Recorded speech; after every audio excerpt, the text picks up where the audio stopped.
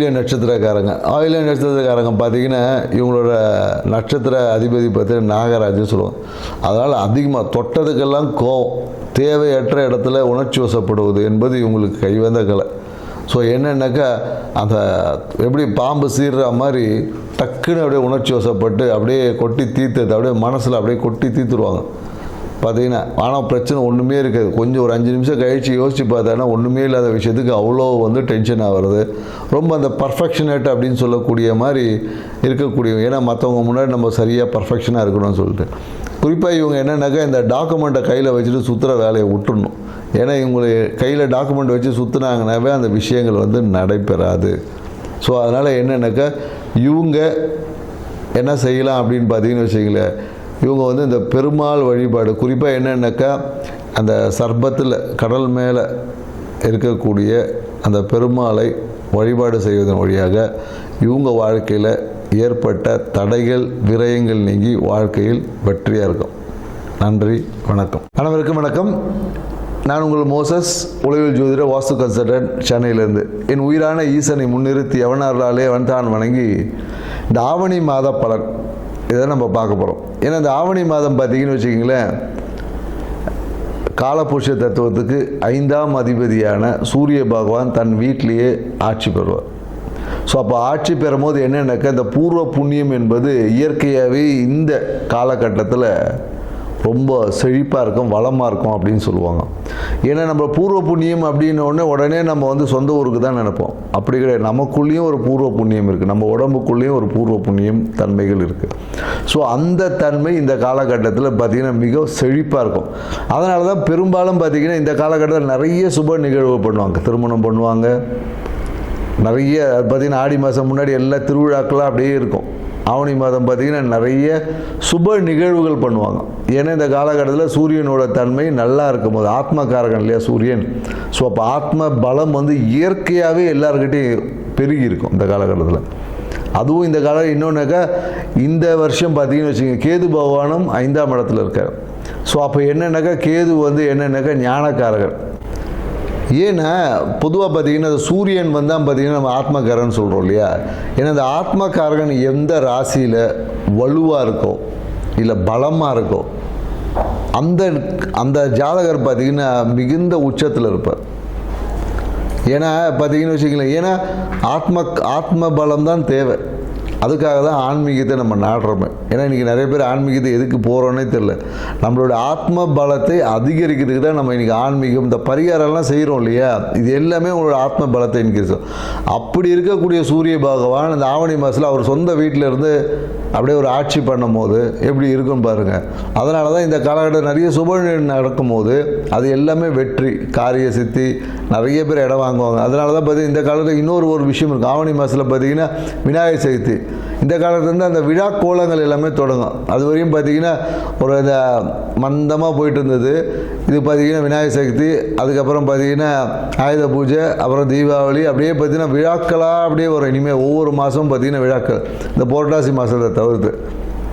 ஏன்னா ஆத்மகாரகன் எந்த ஜாதகத்தில் நல்ல வலுவாக ஸ்ட்ராங்காக இருக்கோ அவங்க தான் உச்சம். ஏன்னா சூரியன் தான் பார்த்திங்கன்னா நம்ம பெரும்பாலும் அந்த அரசியலுக்கு சொல்லுவோம், மருத்துவக்காரகனும் சூரியன் தான். ஸோ அதனால தான் எந்த ஒரு ஜாதகத்தில் சூரியன் வலுவாக இருக்கோ அவங்க நல்ல ஒரு ஃபேமஸ் டாக்டர் ஆவாங்க.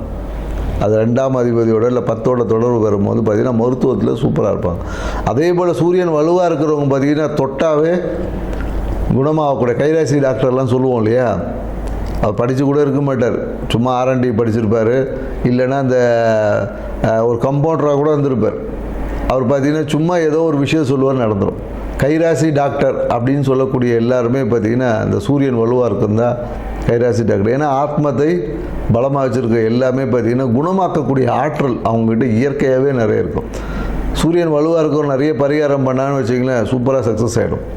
பெரிய பரிகாரம் சின்னதாக சொன்னாவே பெரிய விஷயங்கள் கூட குணமாக்கக்கூடிய ஆற்றல். அப்படி இருக்கக்கூடிய சூரிய பகவான் இருக்கக்கூடிய இந்த ஆவணி மாதத்தில் பார்த்திங்கன்னா மிகுந்த நற்பலங்களை கொடுக்கும். ஆன்மீக நாட்டம் அதிகமாகவும், குறிப்பாக என்னென்னாக்கா இந்த கேது கூட இருக்கிறதுனால நிறைய என்னென்னா அந்த குழந்தை பேருக்கான விஷயங்கள், குழந்தை பேர் இன்மை, இந்த மாதிரியான விஷயங்கள் எல்லாமே ஒரு மாற்றத்தை கொடுக்கக்கூடிய விஷயமா இருக்கும். அந்த விரக்தி தன்மை, ஏன்னா கேது எப்போதும் பார்த்திங்கன்னா ஒரு விரக்தி, கொடுப்பார். ஏன் அது விரக்தி கொடுப்பார்னு அனுபவம் கிடைச்சாதான் அறிவு வளரும், ஞானம் கிடைக்கும், சும்மா வராது இல்லையா? ஸோ அதனால் இந்த கேது பகவான் வந்து நமக்கு ஞானத்தை கொடுப்பதற்காக சில படிப்பினையை கொடுப்பார்.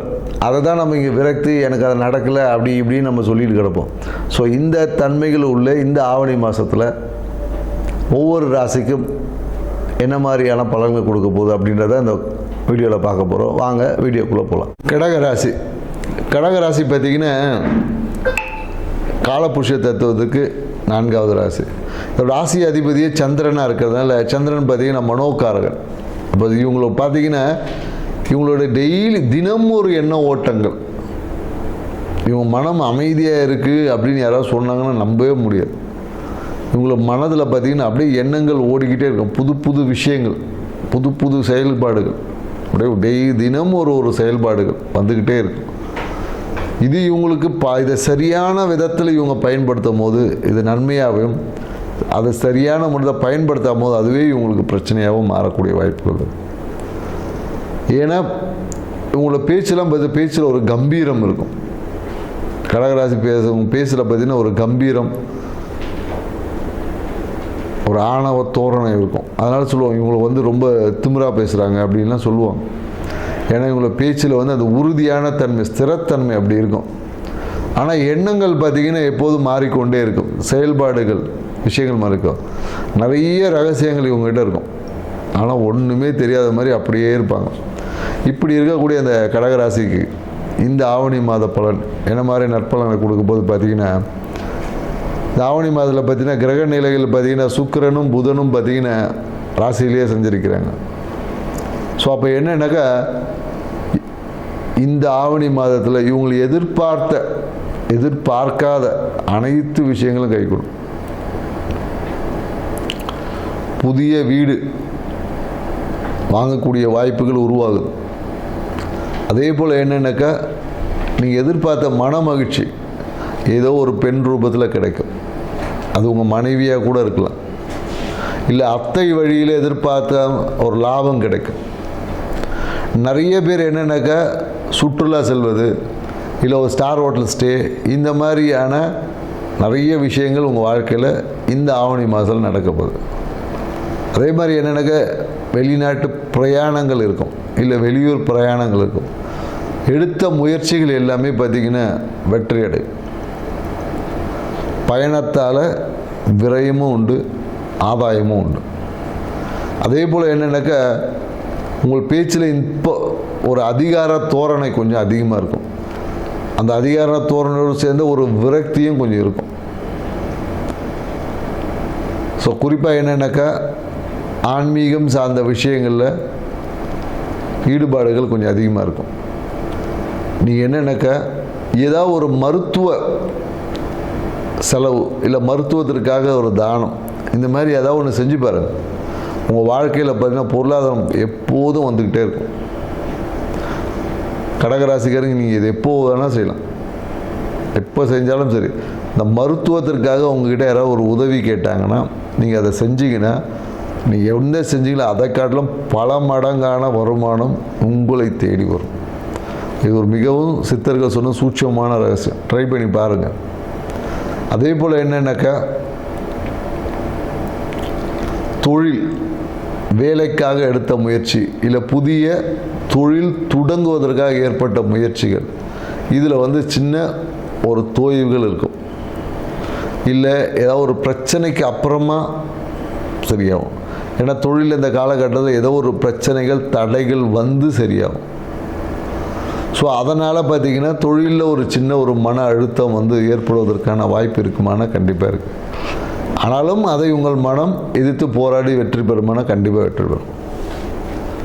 அதே போல் குறிப்பாக என்னென்னாக்கா இந்த கடகராசிக்காரர்கள் பார்த்திங்கன்னா இந்த காலில் பாதத்தில் பாத வீக்கம், இல்லை வலி, இந்த மாதிரி இந்த நீர்க்கோவை, இந்த மாதிரியான விஷயங்கள் எல்லாமே இந்த காலகட்டத்தில் ஏற்படும். அதே போல் என்னென்னாக்கா பாக்கியம் கிடைச்சா மாதிரி இருந்துச்சு, இந்த சொல்லுவாங்களா பழம் நழுவி பாலில் விழுந்து பால் தட்டி கை கீழே விழுந்த கதை எல்லாமே ஏற்படுவதற்கான ஒரு வாய்ப்புகளும் இருக்குது. அதனால் மிகுந்த எச்சரிக்கையாக செயல்படக்கூடும். அடுத்தவர்களோட வார்த்தை, அந்த என்ன சொல்லுவாங்க, அடுத்தவர்களோட பிரம்மாண்டமான வார்த்தையை கண்டு ஏமாந்துடாதீங்க. மேலும் கடகராசிக்காரங்கள் இந்த காலகட்டத்தில் என்னக்கா ஒரு லாட்ரி யோகம்லாம் இருக்குது. ட்ரை பண்ணி பாருங்கள். வாய்ப்பு கிடைச்சா ஒரு லாட்ரி டிக்கெட் ஒன்று வாங்கி பாருங்கள். அதையே நம்ம தொழிலாக பண்ண சொல்லலை, அதையே ஒரு பொழப்பாக வச்சுக்க சொல்ல, ஒரு முயற்சி. எங்கேயாவது போனீங்கன்னா ஒரு லாட்ரி ஒன்று வாங்கி பாருங்கள். அதன் மூலியமாக ஏதோ ஒரு திடீர் அதிர்ஷ்டங்கள், திடீர் நிகழ்வுகள், ஏதாவது ஒரு நன்மையை நடக்கிறதுக்கான சாத்தியக்கூறுகள் இந்த காலகட்டத்தில் இருக்குது. என்னென்னா சூழ்நிலைகள் எல்லாமே சாதகமாக இருக்குது. ஆனால் அடுத்தவர்கள் அந்த ஆசை வார்த்தைகளுக்கு மயங்கக்கூடாது. யதார்த்தத்தை நோக்கி பயணிக்கணுமே தவிர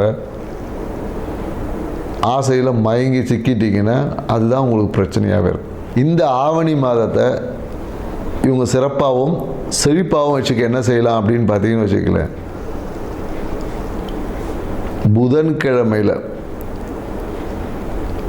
புதன்கிழமையில் வரக்கூடிய புதன் ஓரையில் நீங்கள் பெருமாள் வழிபாடு செஞ்சு,